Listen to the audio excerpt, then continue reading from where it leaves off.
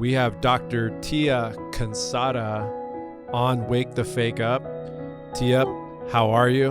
It's good to see you. Oh, I'm so grateful to be here. Thank you very much for having me.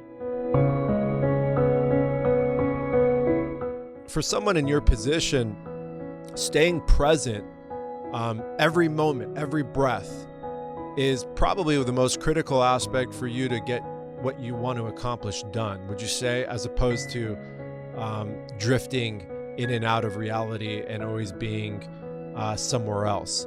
Tell me about how that's serving you and where are you going with that today, not tomorrow, but today? That's a beautiful question.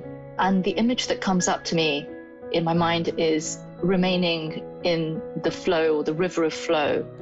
And on either bank of the river is either rigidity, an extreme end, or chaos, another extreme. So how might I navigate well within the actual flow of a river that takes me on a course in a direction I don't really personally care about? But how might I, have the knowledge and experience that isn't even mine to use, right? It's not an experience that I've learned, that I can still tap into and connect with, despite my never having read a book about a particular subject. So what I find fascinating is that we as humans have this connection with each other. The Japanese calls it beautifully Ishin Denshin, a connection from heart to heart, almost like this telepathic connection that we can have. And at the same time, we have this ability to kind of step into so much chaos that we have no idea how to come out of that chaotic, what's happening right now in our moment.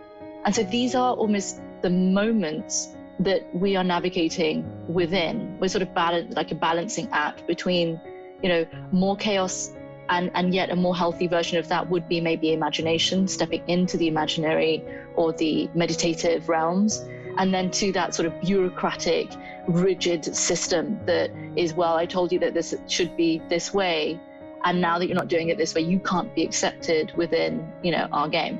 If you were to sort of split some of the wisdom that we receive from China, perhaps even on this, it's that, taking 1,000 steps in one direction versus 1,000 steps in every direction. Taking 1,000 steps in one direction is putting your ladder against a career wall, right? That's the way that I'm going to go. But how do you know that that's the right wall to put your ladder against? And then you've got the expansive element or the argument, which is, well, take one step in every direction and you don't lead anywhere, but you're even more expanded and your awareness is even more focused. And you are the foci. You are in that place of being. And I feel that all of these ways of translating the now into architecture or economics or, digital strategy or whatever, they're all ways of seeing the language of now. And yet every single language you use has a program in it. Programming the neurons.